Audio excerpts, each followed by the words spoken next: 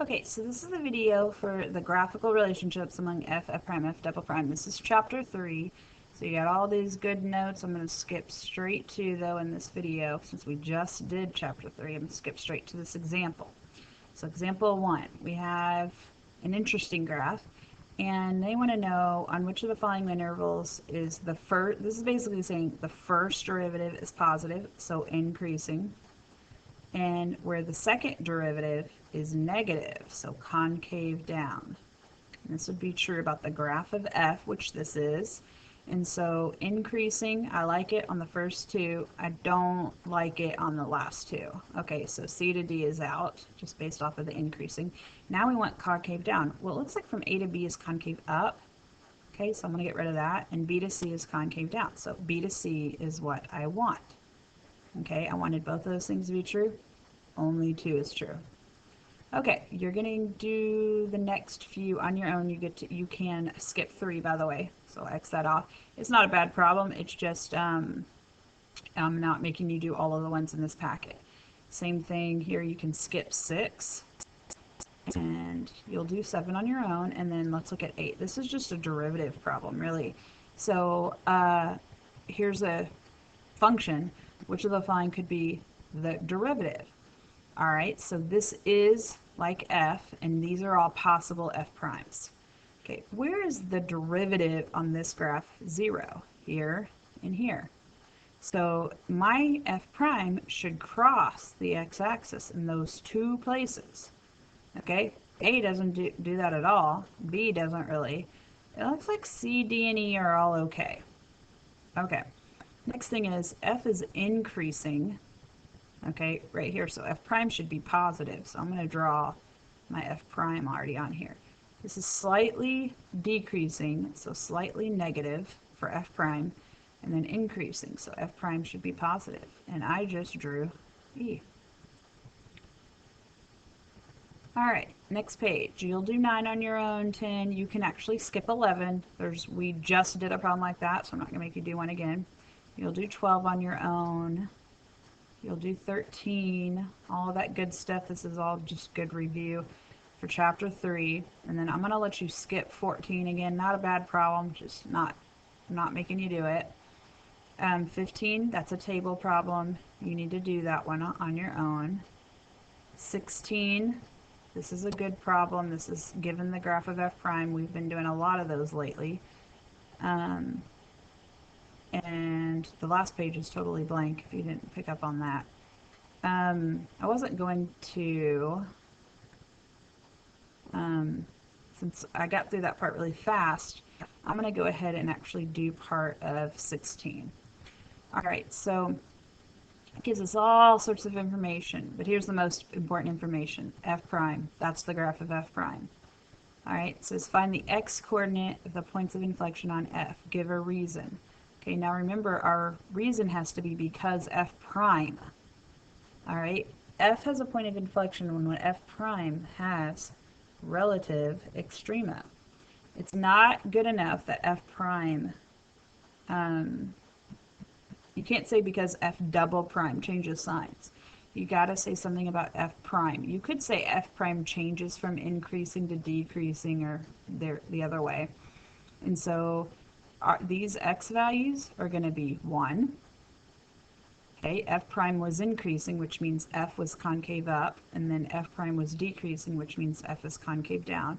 And next time that changes is at 3. And you could say, oh, it looks like it's happening at 5, but we can't, a point of inflection can't be at an endpoint. There has to be a change. All right, B says, at what value of x does f obtain its absolute minimum? Okay, so let's see if we can figure this one out. I'm going to teach you something next semester that's going to make that easier. But for right now, just doing absolute minimum, let's see if we can figure out just the kind of a pattern. We know that f of 2 is 6, okay? And so if I want to find this here f prime is increasing, and then f prime is decreasing, okay, and then f prime is increasing again, or we could say f prime is negative all the way through here. So f is decreasing all the way through here. This is going to help us better because we want to know. So if f is decreasing all the way until x equals 4, and then f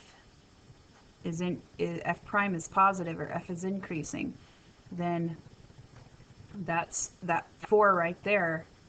Basically, it tells us that that has to be the absolute maximum, or minimum, sorry. The absolute minimum has to occur at x equals 4. Now, explaining this would be kind of tough.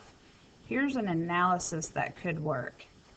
If we had 4 right here, and I wanted to put down f prime was negative. And really, I should probably put down 1 here. So watch what I'm going to do here. If you didn't catch on why it was 4, this may be helpful. From -1 to 1, okay, f prime was negative, so f was decreasing. Okay, between x equals 1, 3, 4, f prime's still negative. It turned 0, and then it went negative, so still decreasing. And then after 4, f prime was positive, so increasing. So my graph is doing something like this. It's decreasing, level of off decreasing, and then increasing and going up. So right there, that's my absolute minimum. All right, so then finding out the absolute max, that's a little bit harder, okay? We know that the absolute max could occur at the endpoints. All right, so I'm going to leave this one. We're going to not do this one because I'm going to teach you some stuff in the spring that's going to make that a little bit easier. But we know that the absolute max is occurring at x equals -1 or x equals 5, okay? But I don't know which one yet. All right. Here we have g is a function, g of x equals x, f of x. Find an equation for the line tangent to the graph. So we know we need a point. And we have an x value. And if we look close enough, we have a y value too. Now I can't just put 6 here, okay, because I'm trying to find an equation for g, okay, tangent to g. So I got to figure out, okay, well, if f of 2 is 6, what is g of 2? All right, g of 2 would be 2 times f of 2. All right, so 2 times 6, which would be 12. So that's the other part of my point. All right, now for my slope.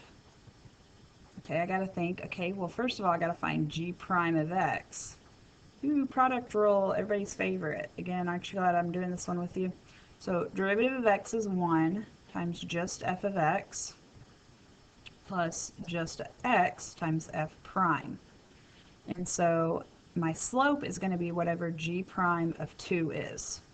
So in other words, f of 2, which I figured out from earlier, 6, okay, times x, that's 2, times f prime of 2.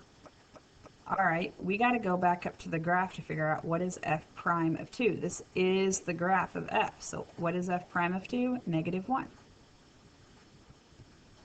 So that becomes 6 plus -2, or 4.